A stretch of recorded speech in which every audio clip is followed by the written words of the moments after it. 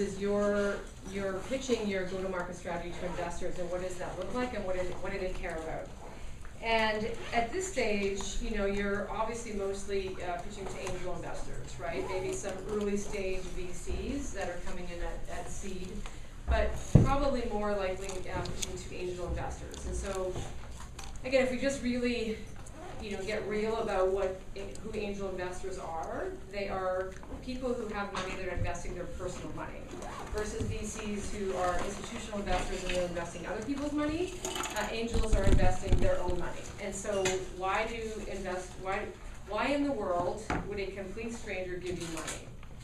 Right? I mean, it's really insane, actually, if you really think about it. Someone's earned their own money, and now this is give you a complete stranger some money. And so, you know, typically angel investors are going to invest in people they love. So that means that's why you have to ask every person you know who has money to give you money, because angel investors are going to invest in people they love, or they're going to invest in an industry or a technology they love. So that means that they are, you know, really knowledgeable about your industry and your product. So the people that you love, they're going to give you probably a bit more slack, or that they love you, right? The people who are strangers, who are investing in your industry or your product, they're going to be a lot more discerning and ask, obviously, a much tougher questions. So when you're presenting your go-to-market strategy and you're pitching to the same angel investor, so what does that actually mean? So there's, obviously in your deck, you're going to have a lot of slides talking about your go-to-market strategy, and we'll talk about that in a minute. But a really important slide in that deck usually is the last one, which is your ask. And for goodness sake, if anyone here has a deck that does not end with an ask of money, and I have seen those over and over again, then that's crazy. So make sure you're actually asking for I was asking for money. And so, but on that last slide, there is something called use of proceeds.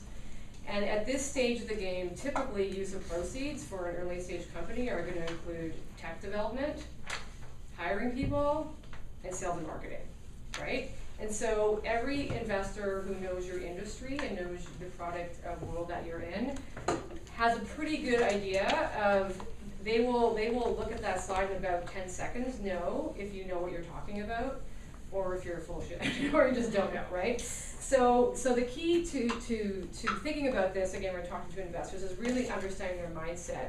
And at the end of the day, all you can show at this stage of the game, because whatever number you put up there is not going to be real. Everybody knows it's not real. It's all made up at this point. But what investors care about is that you understand your industry well enough to know what the assumptions that you're making are. So whether the end numbers are correct, but the assumptions you're making around your metrics need to demonstrate that you understand the business that you're in. So I'll talk about a couple things. So obviously, you know, the key around the use of proceeds slide is that you have to show that the investor dollars are going to be used on marketing spend, which is going to get you customers, which is going to get you revenue, which will then get you more investors.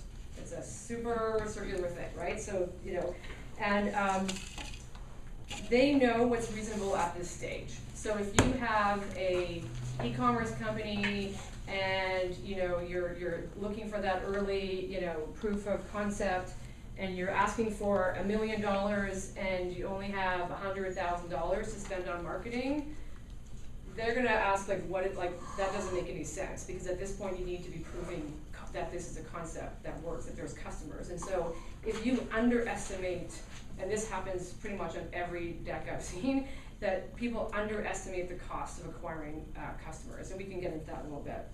So we've all heard the term cash is king in business, right? So obviously cash is king, but for investors, traction is king. And especially now, because, you know, the more, we're in a glorious time to be an entrepreneur, because it's easier and in theory more accessible to be an entrepreneur. The bad news is you're competing with a lot more entrepreneurs, right? So that same investor is hearing more and more pitches than they ever had before, especially if they're on any investor platform. And so why are they going to pick you? Again, assuming this is a complete stranger, right? You have to go back to, why would this person give you money? And so they want to see traction. But what is traction, and what is meaningful traction? And so they're always, you know, in the deck they always say, show me the numbers, right? And it's like, what are these elusive numbers that people are talking about? So the numbers are your metrics. And again, every industry has specific metrics, so you need to know the metrics that are specific to your industry. And if there is something that an investor could Google in 10 seconds and find, and you didn't talk about that does not look good on you. Like, you need to know the numbers that are relevant to your industry. And I was saying the numbers aren't real, but your knowledge is what matters. That is what they care about.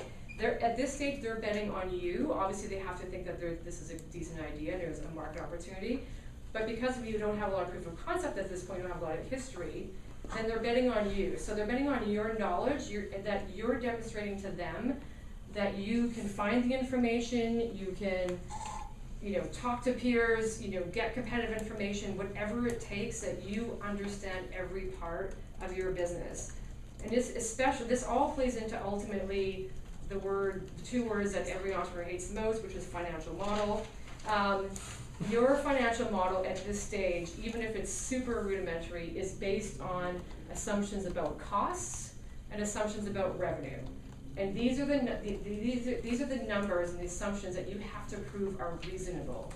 Again, the numbers at the end of the day don't matter, but it's how you came up with the numbers and that you're using numbers that are reasonable for your industry. So when it comes to go-to-market strategy and customer acquisition cost or return on advertising spend or whatever those acronyms are in your industry that you better know, because if he or she throws one of them at you and you don't know it, again, it just, how do you look to the investor? So again, you're making assumptions around costs, especially around your marketing spend. They have to be reasonable. You have to have research them. You have to know what your competitors are doing, or even if it's a disruptive industry, you have to have some sort of comps to make reasonable assumptions. And of course, as you go along with history, the point is that with time is that you then update your assumptions with real data, right? So every time you try something, you have some real data that you can now put in, whether it's a conversion rate or a customer acquisition cost rate or the cost of a trade show or whatever it is. You have to start with some basic assumptions based on your industry around costs and then around revenue and conversion rates, and then you update them as you get data. So there's something that I don't know if anyone's heard of it. There's something called vanity metrics. This is really important to know what vanity metrics are. So here's an example. So the vanity metrics basically obviously means that they're the metrics that don't really mean anything. But if you're basing your financial model on a vanity metric, the investors will know this, and again, you will look back. And this is a question I think that you had asked earlier. This touches on that. So here's an example of a vanity metric. So you have an app, and you have downloads, right? And so if your financial model says, we're gonna do these many Facebook ads, it's gonna equal this conversion rate, whatever it is, 3%, and we're gonna get 1,000 downloads, and so that's what we're basing, that's gonna equal this many customers, and that's what we're basing our financial model on. That's a vanity metric, because as we know, and you should know the number for your industry, but typically apps, the percentage the number of people who actually download it and use it is about 8%. So if you have 1,000 people have downloaded your app, but like 80 people are actually using it.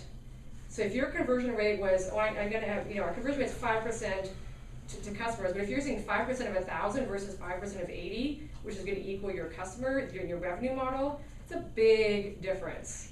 So the download of apps is a vanity metric, and you cannot use that when you're building your financial model in terms of revenue, right? You can use that for showing traction, very important, but then you better be talking about and knowing the data of this is the number of people who are downloading. Our conversion rate to actually usage is like either above industry or below industry, and we're going to do more about that or change that. Again, these are the little details that investors care about. It's not that you have your hockey stick number of how many revenues, because everybody's got that. It's I understand that for my business, the conversion rate on an app or a website or whatever it is this. And as we are doing our work, we're monitoring that, and we're seeing what's is above or below, and we're adjusting accordingly. So again, I don't know what obvious companies here are, but everybody has those numbers and those metrics. And again, be really questioning yourself if this is a true metric or a vanity metric. And again, you can have them both, but understand what the difference is. And again, if you are building a revenue projection or a cost projection on the wrong metric, the investor will pick on that pretty quick. okay? So then let's talk about, so then again, your actual go-to-market strategy, again, the point is at this early stage when you're pitching to investors, and you've got your pretty slides up there, it's being able to articulate the rationale for why you're choosing this particular go-to-market strategy. So obviously, there's tons of kinds of marketing, and every deck will say social media and online marketing and some Google AdWords, like whatever. That doesn't mean anything, right? It's again, your entire goal of talking to that investor is demonstrating that you know what you're doing with your business, that you understand the industry. So you have chosen social media, specifically Instagram, because my demographic is this, or we're not doing Instagram because my demographic is Y, right? And so it's the rationale of being able to say, here are several types of marketing strategies. Again, we don't have unlimited money, so we're going to prioritize our gut feeling of what we know based on customers we've already talked to, and hopefully you've done that, is that we are going to prioritize these 1 or 2 or 3 go-to-market tactics, and we're going to put this much spend on them. And then the key for all this, of course, is demonstrating that you are trying, you're evaluating, and then you're pivoting, right? And so the key around all that, of course, is show the investor that you are really listening to your customer. So many people build companies for what they want and not what their customers want. And that's super easy to do because you get super excited and you might be the customer, and this is usually the challenge for entrepreneurs. If you're creating something that you really want as a customer, and then you really building what you want versus you're not really listening to your customers, right? So you should be obsessed with customer feedback, and that's why you should be trying different things. Again, reasonably, there's like this weird fine line of try the appropriate number of things, but don't be too scattered because you can't do everything. But again, the point is when you're communicating with investors, you want to say, we've tried this, we're trying this, we've evaluated it, we've looked at the data, we really listen to the customer feedback, whether that's like blatant feedback that they're giving you on your chat room or subtle feedback by they're leaving your page here, or they're not doing this, or not clicking where you thought they would click. Like all that analysis is really important because you don't have a lot of money to spend on marketing. So you have to be really discerning and really be looking at trying the things, really evaluating, listening to the customers. And as we all know, so many of the companies that have pivoted significantly is because they truly listened to what the customers were wanting and it wasn't what they were building. But there was some really cool piece of data in their go-to-market strategy or feedback that they're like, wow, we're totally gonna go down this road for a little bit because it looks like that might be our magic. And it's very rare that a company starts and it ends up being what they think it's gonna be. I mean, I don't know, there's not a lot of companies like that, right? That really, especially around their business model. So again, don't build what you want, building what they want. And again, being very creative around go-to-market strategy because again, the other thing that investors care about is how efficient are you with their capital. It's not your capital, it's their capital. So if you can show that you are capitally efficient and that you are creative, and free is always the best customer acquisition cost, right? So if there are partnerships, like who else has your customers? Is there a partnership you can do? Is there something creative you can do? No, again, and this all comes down to really knowing your customer. And again, the data will tell you who your customer is. As was mentioned before, sometimes it's not who you think it is.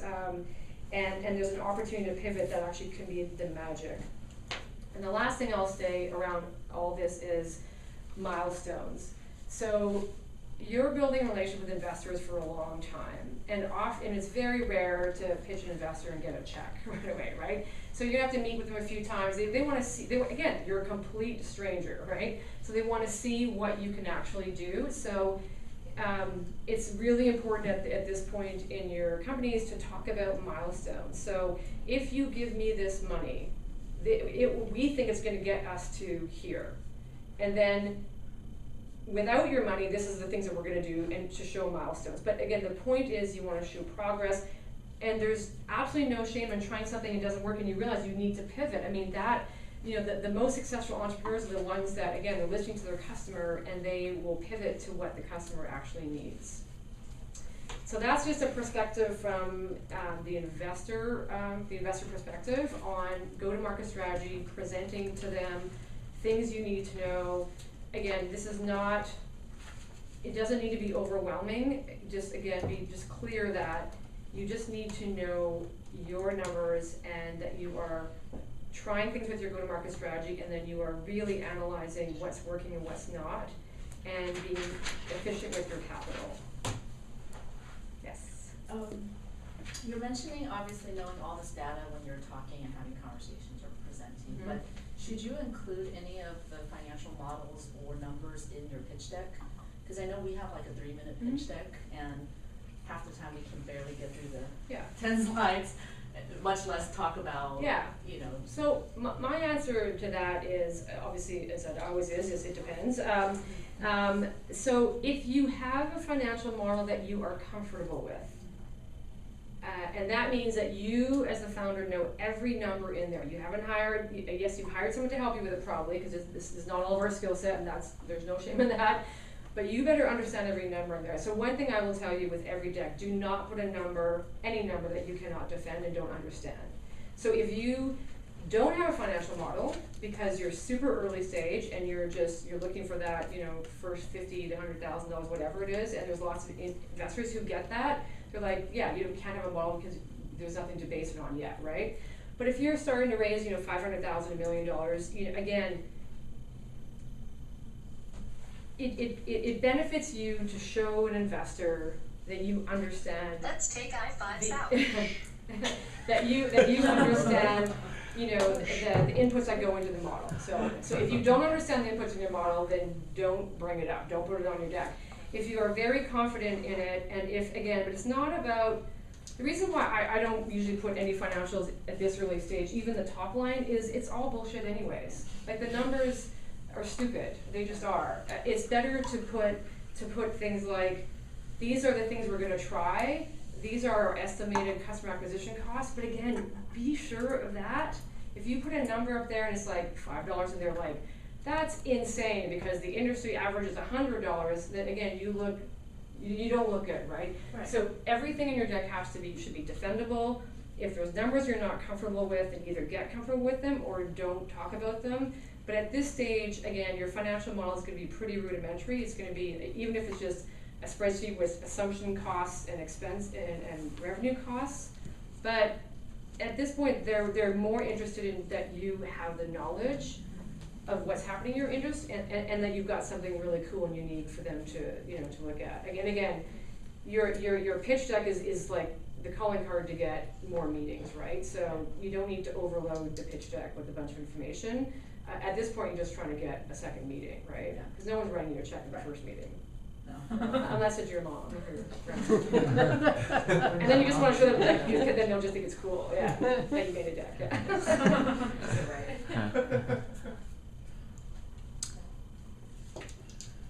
No, I have a question. I have different phases for go-to-market strategy also. Yeah. Because, I have to make a network effect. Okay. And I have a very detailed week-by-week marketing. Mm-hmm. And at the start, it's really important to do it very well, okay? How much should I go in detail? Because, we are in the earliest stage. I am in the middle of marketing. And I want to, for example, in the next 2 sessions, I think we have another mentor review session. I have to pitch again. How can I zoom out? Should I zoom out the marketing, go-to-marketing strategy plan, or I have to zoom in and say, okay, this is my next 2 months detailed program, because it's very important. It's very strategic because I want to make a network effect. Yeah, well, what I would say to that is, of course, it depends on how much time you have, right? But I would always err on the side of having, less detail in the front of the deck, and as you're pitching it, say, I have more information on this if we come to the end and have time, and I put it in an appendix, right? You can put however many slides you want in your appendix, and that's always, you look great if they ask a question, like, hey, I have a slide for that. And so, but again, it always depends on the context of who you're talking to, what the venue is. I mean, this is where you have to have, and again, the deck is like this elusive thing that is ever changing, and you need 45 versions of it and whatever. Like, Because if you're doing a 4-minute pitch, you don't have time for that. If you're sitting down for 30 minutes with an angel investor, you want to get through 7 to 10 minutes, but then have time to show appendices, but still have it in the deck later, right? The only thing I would say around all the detail is if you're presenting that kind of detail, and I don't know what stage where you're at, but make sure that they understand that you're not rigid to this plan and you're not going to ignore the data in the meantime. So if phase 1 gives you some data that makes phase 2 and 3 no longer viable or relevant, again, there's always, again, every investor is different, let's be clear. Some investors want to see you've done a full business plan and you've got all detail. The other investors you don't know anything at this point, just go try a bunch of stuff, and I don't want to see detail because you're just going to be in analysis paralysis writing this stuff up, right? So again, every investor is totally different. So you have to be comfortable with it, but what investors want to see is that you're flexible, you're going to listen to the data, not be and that's when the whole lean startup, concept came from, right? It's people sat in their companies with their engineers and just built something, and then they put their head up and go, oh, nobody wants this, right? So this concept of having a minimal viable product to get out there to get feedback, to pivot, because you might be building the wrong thing. So I would say if you have a detailed multi-phase strategy for go-to-market, make sure they understand that you're flexible. I would even say, this is what we think is going to happen, but we're flexible, and after phase 1, we're going to analyze the data and determine if the rest of it's still viable. Yep. Does that make sense? Where would I go, or I guess what kind of investor would I look for specifically to help build the prototype? I mean, there's no answer to that. I mean, literally. As in, are there investors out there who will help you at the prototype stage? There's investors who invest in everything at every stage, but how do you find them? Literally be out talking to every person you know. You never know where the investor is going to come from. But is there a list that says, ABC investors will invest at this stage? No. And even if that list exists, is not right anyways. And they probably just checked off a bunch of boxes when they filled out the form. Again, you have to remember that angel investing is a very personal thing. It's their personal money. So you've got to find the right person who gets your idea before there's a prototype built, believes in you and believes this idea, and has the cash to give it to you, to bet on you. That's it's like magic. It's like finding your wife. It's and you are married to that person for a long time, so you better like them as much. But there's just no answer to questions like that, unfortunately. There's no secret list, there's no secret way. You've got to pitch at every competition, be on every site, talk to everybody you know, tell people what you're doing, and then the rest is just magic. It just is. Sorry. I wish I had a better answer, but I don't. You were mentioning earlier about having a amount to ask and really kind of showing what you're using that money for. Is there I want to say, pitfall or don't do this? Because, for example, if I make an ask, marketing in the grander vision is a huge expense. But at an early stage, should marketing be a huge expense, or should it be technology, or should it be? It totally depends on where you're at. It's specific to you. This is not going to be the same for everybody in this room. If you already have a prototype and MVP, and you need to get traction, then it's more money on that. If you don't have that, then you got to split it. Again, the point is, with all of this stuff, is you have to defend what you're saying and asking for. And you have to feel unabashedly comfortable with saying, I need money for this, and it's going to get me to this. That's all you can do at this point. Yeah. What are your thoughts on platforms like Seed Invest or Start Engine for early stage? I mean, in theory, they're all great, but the challenge is that there's so many, right? And all those investors are on all of them. So you just got to do everything you can do, right? I mean, because again, you just don't know. You don't know where you're going to meet that investor. And the ideal is obviously if you can go to, a lot of them use Gust, for example, as their platform. So at least you only have to do one set of the same questions that they all ask or whatever. And then, so I would definitely do Gust, and I would upload it wherever Gust is used. Start Engine, so that's a different conversation. That's equity crowdfunding, which again, in theory, makes sense. There hasn't been a lot of success around it.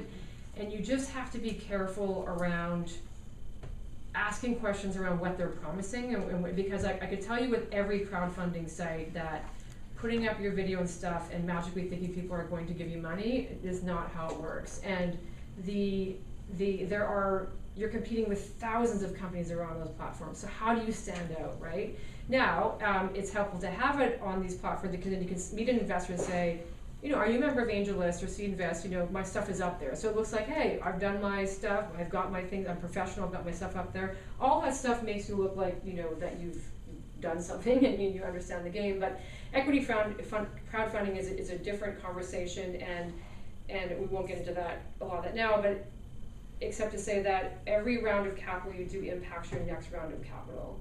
And there are investors who, once you do equity crowdfunding or Reg A, et cetera, they won't touch you. So certain VCs, and I know that there are structures around consolidating the number of shareholders, because basically the problem is your cap table is super messy. And you only need to have one shareholder to be an asshole and bring your company down, who owns one share. So and that's me coming from the public markets of shareholder activism, but because it really takes one shareholder to bring your company down. So it's just, again, my thing around all sources of capital is educate yourself as much as you can. Talk to other companies who have used it, whether it's angel, whether it's going to VCs, whether it's equity crowdfunding, whether it's going public, whatever it is. Know all your options at your stage of development. And then you've just got to talk to everybody, and then you've got to have really good advisors, and you need a good securities lawyer for all this, especially if you're doing equity crowdfunding. Do not have a regular corporate lawyer who doesn't understand this stuff and what the terms mean, because it's legit. And again, your next round of capital, if that's messy, one of the biggest costs of going public is cleaning up the cap table, because you've got all these crazy different class of shares and pref shares, and you've got 8,000 equity crowdfunding shareholders. Again, just be educated on it for sure. And I'm sure within the Founders Institute network, if you're contemplating something like Start Engine, then I'm sure there's somebody who could probably give some thoughts on that. Okay, thank you. Yeah. Let's think that an angel investor like to write that check for you. Yeah. Okay, we come to the stage of negotiating about the valuation. Who can help us as a startup founder to find out what is the valuation and the negotiation is, Yep. Is there any expertise, someone with this expertise who evaluate or make evaluation of the startups? So this is always a question, right?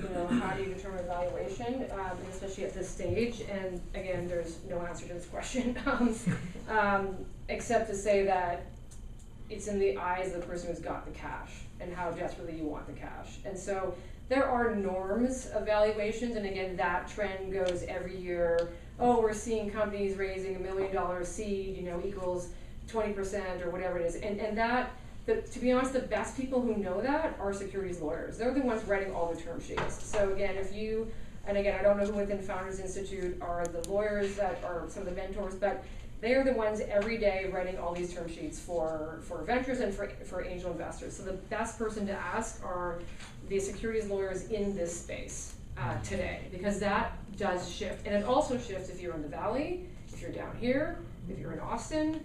I mean, there are norms, again, in today's market, but it is also by region. But at the end of the day, how much do you want the money? What are you willing to give? Do you want a smaller piece in a bigger pie? It's all about control. So, what I say to every entrepreneur, you have to be super clear on your why. Like why you're building this company and what you want to do. And none of this is glamorous. I think you probably all maybe at this point figured this out. It's really hard to build a company and to sustain it, and to raise capital is really hard. And so you have to, and especially if you have co-founders, please make sure you're having super honest conversations around each of your why. Because if in 2 years from now, one is like, oh, you know what, I've decided to run off to Bali and see ya. And again, that can happen, so again, make sure you have super great on paper, written down, lawyer approved co-founder agreements, right?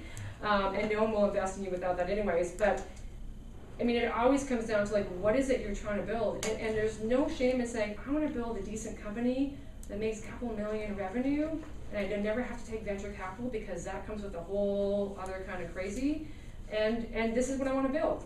That's totally fine, but then understand the investors who are going to be interested in you, right?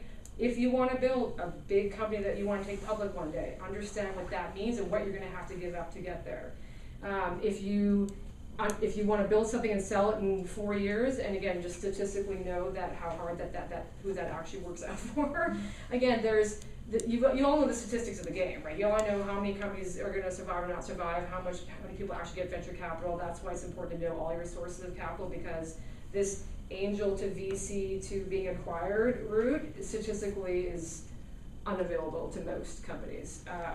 So every time there's an investor who's putting a term sheet in front of you, you tap into your why. Does this fit my why? Is that investor spiritually aligned with me? I know that sounds oxymoronic, but I promise you, if you take a check from the wrong investor, it does not end well, ever.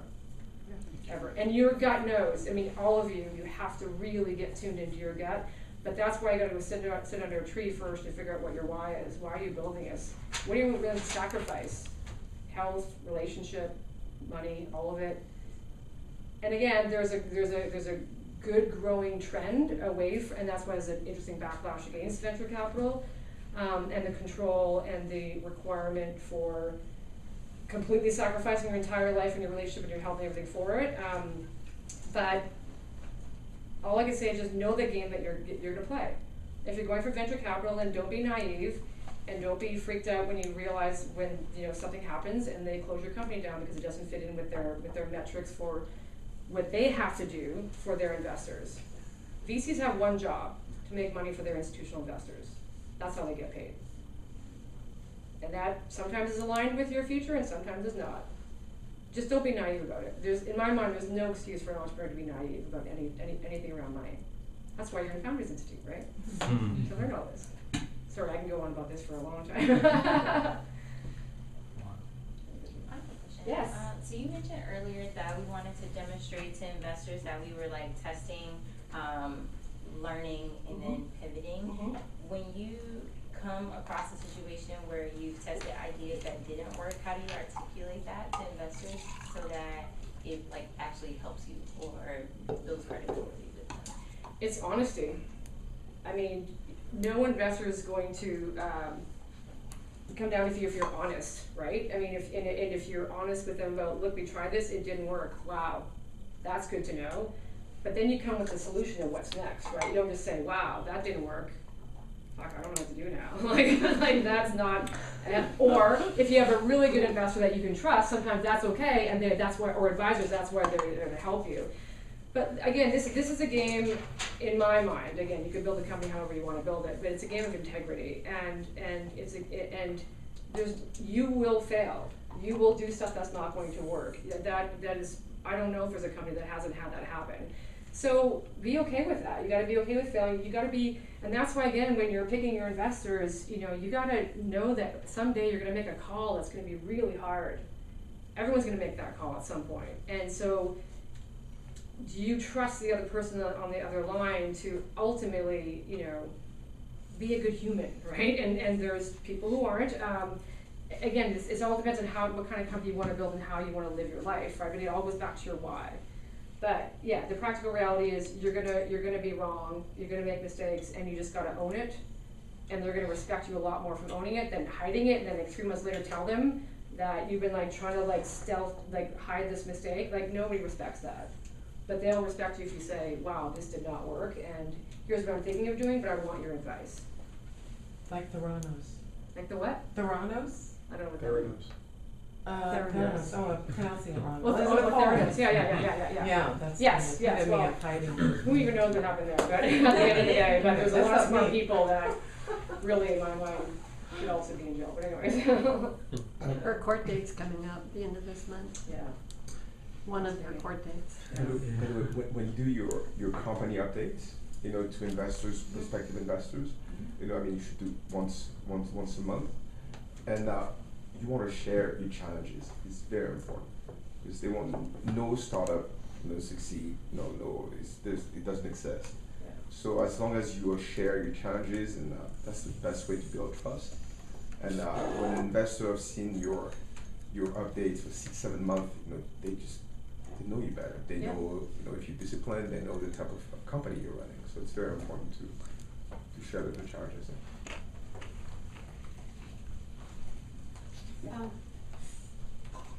Do investors, like, are they just like, hey, here's the money, we don't wanna help you with anything else other than the money? Or do you feel like sometimes they can also provide advice, or if they're in certain industries, or Again, how should you listen? Totally depends. So, and again, this is where, when you're, working with a potential investor, again, get really clear on their expectations around this exact point. And do they wanna be a silent investor? And you want that? Sometimes you do want the money, but, often you want, Rolodex and, advice and someone to cry with or whatever when that happens. Again, what kind of investors do you want? You always say to your customer avatar, I always say to your investor avatar, what does your ideal investor or group of investors look like, right? But again, really need and you should be asking this and not be abashed about this, to your investor. What is your motivation for investing in my company? Do you want to just make money? Do you want to be involved? What is your expectations around communication? Here's what I'd like to do. I'm going to do a monthly letter or whatever, email, and maybe a quarterly call with you. But you set your expectations, and then you get them to agree to that or disagree with that. But don't just take the check and then have no idea what their expectations are, because those are the ones that be calling you at like 3 a.m. on a Friday, or stopping by your office. And again, you're going to have to deal with investors. You're going to have to manage. I mean, it's all relationships, right? So it's like with any relationship, it's communication and it's expectation setting. And then when things go off, then it's how do you deal with any relationship in your life, right? Again, this is where you end up getting respect or not respect, depending on, again, how you deal with relationships. But every investor is different, again, because again, some people just like, oh, here's 50 grand, just rock on, it's cool, see ya. And then others will give you $5,000 and be like in your office every single day. So, because again, it's their personal money. You have to really get this. Because we always, we dehumanize the investors. We're like, oh, angel investors, whatever, but you really have to get. It's their personal money. And why are they choosing you? And what are their expectations around writing that check? Because there are expectations for sure, and your job is to find out what they are, and then make sure it's aligned with what you want. And if you get that gut feeling it's the wrong money, if you can, don't take it. I don't know that ever turns. Okay, Wow. let's thank our mentors tonight.